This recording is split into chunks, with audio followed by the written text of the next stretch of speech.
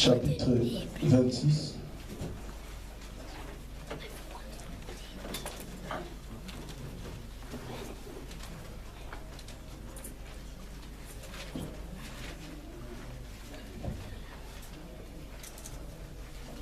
Chapitre 26, nous allons lire du verset 1 au verset 5. Si nous avons tous trouvé, nous allons lire ensemble le nom de Jésus. Si on peut se mettre debout, s'il vous plaît. 2 Chroniques, chapitre 26, à partir du verset 1 à 5.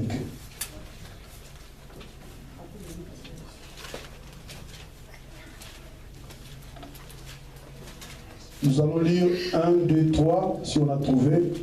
2 Chroniques, après le livre des 2 rois, c'est Chroniques. Nous allons lire 1, 2, 3.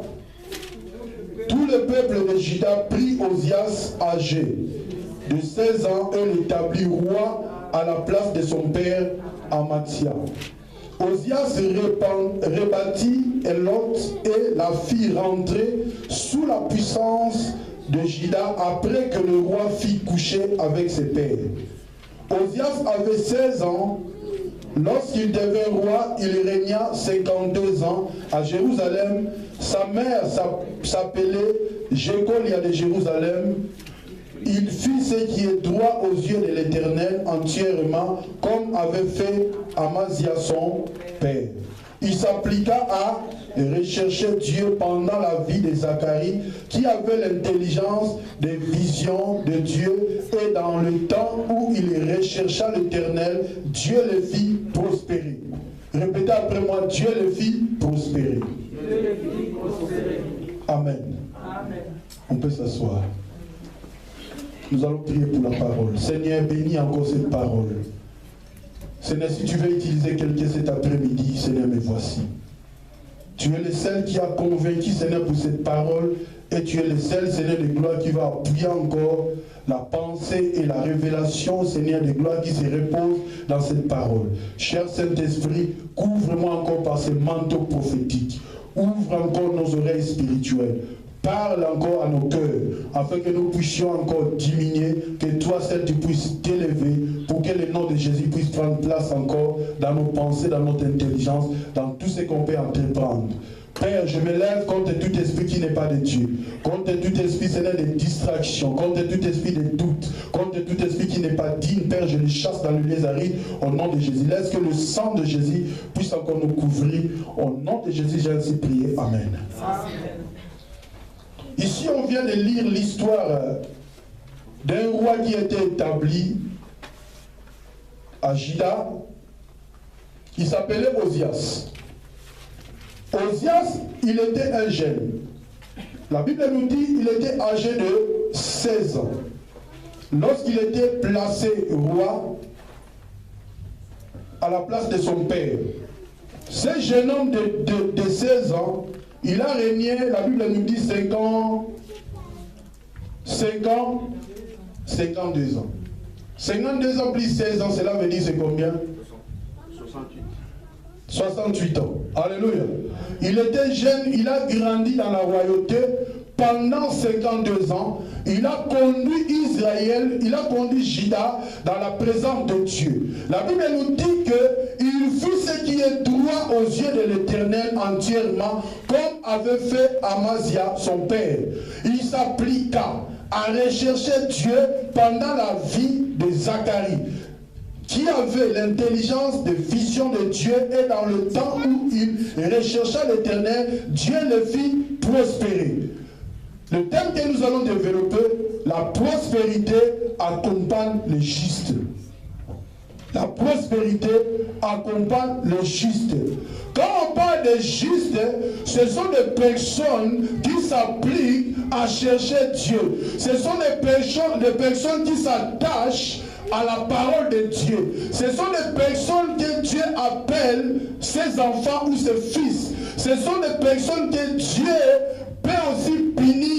Pourquoi? Parce que Dieu est leur Père. La Bible nous dit, la nature ne vous enseigne-t-il pas? Dans nos maisons, nous avons des enfants. Dans nos maisons, on peut aussi punir les enfants que nous avons dans nos maisons. Dans la maison de l'Éternel, c'est celle Dieu qui est le papa idéal. C'est lui, c'est qui est notre Père. C'est lui qui nous établit afin que nous puissions travailler pour l'avancement de son œuvre.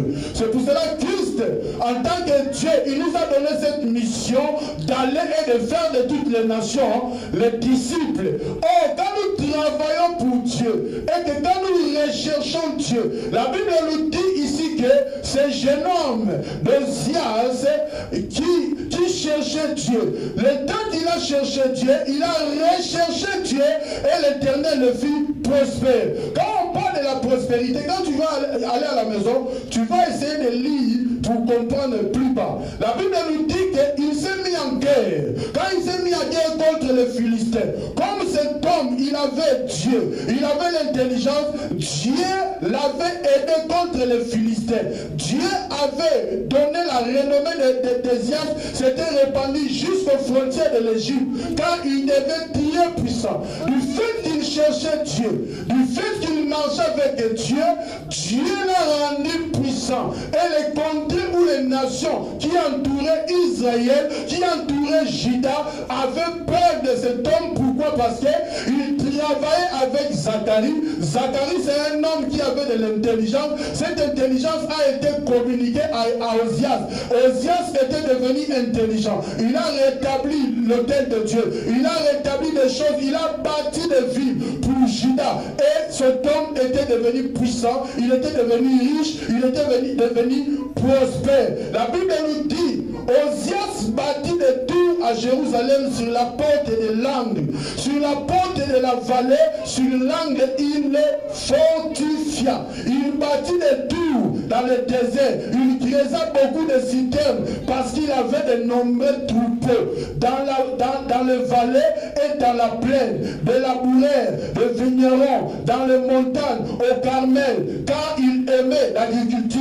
Ozias avait une armée de soldats qui allaient à la guerre par bande, compté d'après le dénombrement qu'a fit le secrétaire Jéel, le secrétaire, et la plaça sous les ordres de Anias. Alléluia. Donc la Bible nous montre ici que du fait qu'il était dans la présence de Dieu, du fait que cet homme cherchait Dieu, du fait que cet homme marchait par rapport à la loi de Dieu, par rapport à la parole de Dieu, il respectait les principes de Dieu, il était fidèle à Dieu, Dieu l'a rendu puissant, Dieu l'a rendu prospère. Frères et sœurs, on ne peut pas devenir puissant si on n'a pas Dieu. On ne peut pas percer comme on avait dit le dimanche passé si on n'a pas Dieu. On ne peut pas voir de grandes choses si on n'a pas Dieu. La Bible nous dit vaut mieux la fin d'une chose que le commencement. Donc nous devons nous accrocher à ce Dieu parce que ce Dieu-là peut changer toutes les choses dans une seconde. Le Dieu qui nous a donné la puissance, le Dieu qui nous a donné l'autorité, le Dieu qui nous a fait asseoir parmi les grands, le Dieu qui nous a conduits dans le royaume des sacrificateurs, si nous prononçons ces choses seulement dans nos bouches et que nous sommes incapables de rechercher Dieu, quand on dit rechercher Dieu, cela veut dire qu'il avait cherché Dieu et il a encore recherché l'Éternel, il continue à rechercher Dieu. Or, notre Dieu, on ne peut pas le rechercher ou le chercher autrement que dans la prière ou en lisant sa parole. La parole de Dieu nous communique des choses qui nous poussent encore à s'approcher de Dieu afin que nous soyons des hommes et des femmes dignes. Alléluia. Nous devons comprendre ces choses, frères et sœurs, parce que quand on cherche Dieu, nous allons trouver Dieu. La Bible dit, cherchez l'Éternel pendant qu'il se trouve. Il y a un temps où tu dois chercher Dieu. Quand tu vas le chercher, tu vas le trouver. Il y a un temps où tu vas frapper à la porte. Dieu va ouvrir une porte pour toi. Il y a un temps où tu vas demander à Dieu. Dieu va te donner, tu vas le recevoir. Oh, quand nous cherchons Dieu ou quand nous demandons à Dieu, Dieu n'est pas un homme pour mentir ou pour se repentir. Dieu, quand il promet quelque chose, il nous donne la chose qu'il a promise. Donc c'est à nous maintenant de le chercher avec un cœur sincère. C'est à nous maintenant de le dédier encore nos cœurs. C'est à nous maintenant de manifester la grandeur et de reconnaître que c'est notre Dieu seul qui fait que nous soyons des femmes et des hommes puissants. Notre Dieu peut tout changer, quel que soit le problème qui peut arriver dans ta vie. Le Dieu d'Israël, le Dieu d'Abraham peut changer toutes les choses. Cet enfant avait 16 ans. Alléluia. Peut-être toi tu as, je ne sais pas quel âge, tu vas dire je suis encore jeune, je ne sais pas comment faire. Mais dans ta jeunesse, tu peux te mettre ici debout, commencer à proclamer la parole de Dieu, commencer à prêcher Dieu, commencer à rechercher Dieu, et que Dieu peut t'élever plus que ceux qui t'ont précédé en prêchant la parole. Peu importe, si Dieu t'élève, il n'y a personne qui peut empêcher ton élévation. Ton élévation, c'est Dieu qui prend l'autorité, c'est Dieu qui met quelque chose en toi, et c'est Dieu qui peut te rendre puissant, c'est Dieu qui peut te rendre prospère, c'est Dieu qui peut ouvrir des portes que tu trouves incapable de se s'ouvrir. C'est pour cela, mon frère, ma soeur, la prospérité accompagne le juste. La prospérité qui ne se fait suivre d'aucun chagrin. Ce n'est pas la prospérité que nous trouvons dans le monde. Il y a d'autres personnes aussi qui sont prospères. Il y a d'autres personnes aussi qui ont possédé des territoires, mais ils ont fait des sacrifices de sang afin qu'ils deviennent prospères. Parfois, dans nos yeux normaux, quand nous les voyons, nous voyons que ce sont des hommes qui sont bons, des hommes qui sont puissants, des hommes qui sont des riches. Mais laisse-moi te dire, dans toute richesse, s'il n'y a pas Dieu, l'inquiétude, le jour que l'inquiétude viendra, le jour que la tempête viendra, le jour que les situations vont basculer, de telles personnes, mon frère, ma soeur, ça va les conduire à la mort. Ça va les conduire à la mort. Pourquoi? Parce qu'ils n'ont pas l'appui quelque part. Nous, notre appui, c'est Jésus de Nazareth. Alléluia.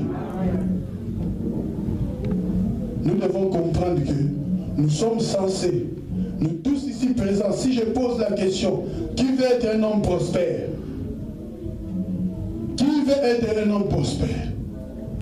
Moi, le numéro 1. Alléluia. Tout le monde ici fait la prospérité. Si tu ne le veux pas, Dieu aussi ne te donne pas. Dieu ne peut pas te donner ce que tu ne veux pas. C'est pour cela dans le jardin d'Éden, qu'est-ce que Adam a dit? C'est la femme que tu m'as. C'est la femme que tu m'as donnée. Alléluia. C'est la femme que tu m'as donnée. Donc c'est pour cela que Dieu nous laisse le choix de faire notre choix par rapport à notre vie. Parce que si nous entrons dans le domaine spirituel, nous avons le choix que la chair ne peut même pas accepter, mais dans le monde spirituel, Dieu la grille. Aujourd'hui, les situations sont difficiles. Pourquoi? Parce que nous ne mettons pas vraiment, nous ne prenons pas le temps pour rechercher Dieu. Nous croyons que comme nous avons recherché Dieu dans l'année passée, cela suffit. Non, nous sommes censés de continuer à chercher Dieu du jour au jour. Quand nous cherchons Dieu et que nous recherchons Dieu, c'est en ce moment-là que Dieu va se manifester. Dieu va écouter les bruits et les bruits, les bruits, les bruits, et Dieu va demander ce qui ça. Alléluia. Si tu es juste seulement devant Dieu, laisse-moi te dire, ce Dieu-là va te rendre prospère. Pourquoi? Parce que tu le cherches. Dieu ne peut pas t'accompagner et te laisser pauvre. Dieu avait compris le système. Il a posé à Jésus. Nous avons tout abandonné. Nous t'avons suivi. Alléluia. Qu'est-ce que nous allons recevoir? Il a dit, dans le siècle présent, vous allez recevoir au centuple. Dans le siècle à venir, la vie éternelle. Donc dans le siècle présent, nous sommes censés à être des hommes et des femmes qui prospèrent. Des hommes et des femmes qui possèdent. Des hommes et des femmes qui entrent dans la perfection, qui percent et qui possèdent. Des hommes et des femmes qui entreprennent des choses. C'est pour cela que Dieu a dit à Josué que ce livre de la loi ne s'éloigne point de ta bouche, médite-le nuit et jour. Parce que quand tu vas entreprendre, tu vas réussir dans tout ce que tu vas entreprendre. Pourquoi? Parce qu'il a dit à Josué, c'est lui qui me cherche, c'est lui qui me recherche, c'est lui qui me recherche dans la prière. Il y a la puissance qui descend, la prospérité descend. Parce qu'il y aura des hommes et des femmes qui viendront à toi, se prosterner. Tu vas prier pour eux. Il y a des hommes et des femmes qui vont faire des dons pour toi. Il y a des ouvertures qui vont souffrir. Quand les apôtres ont commencé à marcher avec Jésus, ils ont suivi Jésus. Il y avait la puissance de Dieu qui est descendue. Aujourd'hui aussi dans l'église que nous sommes, c'est le même esprit qui est là, qui nous conduit. Mais nous sommes forcés à rechercher Dieu, de continuer à rechercher Dieu. Comme on avait dit le dimanche passé, ce sont les violents qui s'en emparent depuis les périodes de Jean-Baptiste jusqu'à aujourd'hui. Oh, notre violence, c'est en cherchant Dieu. Tu dois chercher Dieu dans la prière, tu dois chercher Dieu dans le jeûne, tu dois chercher Dieu dans une dimension élevée. Mais laisse-moi te dire, c'est Dieu que nous cherchons, c'est Dieu-là et les orgueilleux. Ils aiment que les humbles. Alléluia. Tu peux être là, tu cherches Dieu, frère. Tu recherches Dieu. Excusez-moi de te dire encore, le message que je prêche ici, ce n'est pas le message que j'avais préparé. Alléluia. Quand j'étais là, quand on priait, le Seigneur m'a dit change le message. Alléluia. Donc j'ai dit au Seigneur, toi-même parle dans ma bouche. Donc ce que je parle là, ce n'est pas quelque chose que j'ai préparé. Je dis ce que le Seigneur me dit. Ce qui arrive, c'est ce que je fais sortir. Alléluia. Donc nous allons aller vraiment doucement pour que Alléluia. Donc nous devons comprendre que notre Dieu n'aime pas les orgueilleux. Notre Dieu aime les humbles. Parce qu'aujourd'hui, il y a des serviteurs de Dieu qui se mettent à chercher Dieu. Quand ils retrouvent qu'il y a la puissance de Dieu qui se manifeste, c'est la vraie puissance de Dieu. Mais quand ils vont changer cette puissance de Dieu, alléluia, ils vont commencer à devenir des orgueilleux. Des orgueilleux comme un droit d'auteur. Comme les musiciens païens, droit d'auteur, avant qu'ils viennent prêcher chez vous, droit d'auteur. Donc il faut hôtel 5 étoiles, il faut première classe, il faut donc des trucs qui sont vraiment, je ne sais pas comment expliquer, mais notre Dieu nous a donné gratuitement, nous devons aussi le donner gratuitement. Il nous a élevés seulement afin que nous puissions proclamer la parole de Jésus-Christ. Nous puissions proclamer que Jésus est Seigneur. Nous puissions proclamer la repentance. Nous puissions proclamer que le péché n'est pas bon. Dieu nous a conduits afin que nous puissions proclamer la vérité. S'il n'y a pas la vérité, il n'y a pas encore l'issue pour que nous puissions entrer dans la puissance et dans la prospérité qui vient de Dieu. C'est pour cela, frères et sœurs, tu dois t'élever en commençant à chercher Dieu. Tu cherches Dieu dans le lieu secret. Quand tu sors, les gens vont comprendre que non, ça ne va pas. Pourquoi? Parce que tu vas les mettre mal à l'aise. Mal à l'aise parce que tu as Jésus. Si eux, ils sont dans les ténèbres, toi, tu es dans la lumière. La lumière ne peut pas demeurer avec le ténèbre ensemble. Il y aura la différence. Toi, tu dois faire la différence comme Osias. Osias a bougé toutes les nations qui l'entouraient. Pourquoi? Parce qu'il s'est mis à bâtir, à rechercher Dieu, à protéger le peuple qu'il gouvernait, à proclamer la grandeur et la puissance de Jésus. Les gens voyaient Dieu en lui. Cet homme d'Osias a vu la grandeur de Dieu qui est le tout-puissant. Alléluia. Amen. Mon frère, si tu te mets, peu importe, ceux qui ont bougé le monde, ils étaient 12. Alléluia. 12 personnes. Que Jésus a mis la parole sur eux et que le Saint-Esprit est descendu. Vous savez, dans la chambre haute, ils étaient combien? 121. Alléluia. Mais ce n'est pas tous les 120 personnes qui ont mis l'impact. Alléluia. C'était les 12. Alléluia. Les 12, c'est parmi les 12, il y avait ceux qui ont recherché l'éternel encore. On peut être nombreux frères. Si nous nous mettons à rechercher Dieu, s'il y a 4 personnes qui se mettent vraiment à rechercher Dieu, à demander à Dieu, de s'humilier devant Dieu, à crier devant Dieu, peu importe la situation qui peut être, même si là où les hommes ont échoué, si toi tu te mets à rechercher Dieu, les choses vont changer. Le monde des ténèbres vont te lâcher. Le monde des ténèbres vont te laisser. C'est de la même manière. Avant d'entrer ici, il y a un frère qui m'a interpellé dehors. Il m'a parlé, il a dit, pasteur, alléluia, je vais aller en Afrique au mois de juin. Dans le village là d'Angola. J'ai oublié le nom aussi, c'est Mbanzankongo. Je vais aller brûler une maison. Alléluia. Tu imagines quelqu'un qui est en Europe. Il sort de l'église, il prend ses pensées. C'est un frère, souvent, jamais je me suis mis avec lui pour parler même 5 minutes. Mais il est venu ça décembre pour me dire qu'il va prendre l'avion au mois de juin. Prochain, il se prépare pour aller brûler une maison qui se trouve en Banza Congo. C'est un village où il y a une seule personne qui habite ce village-là. C'est l'air, c'est Coco. Alléluia. C'est un grand souci. Alléluia. Parce que lui,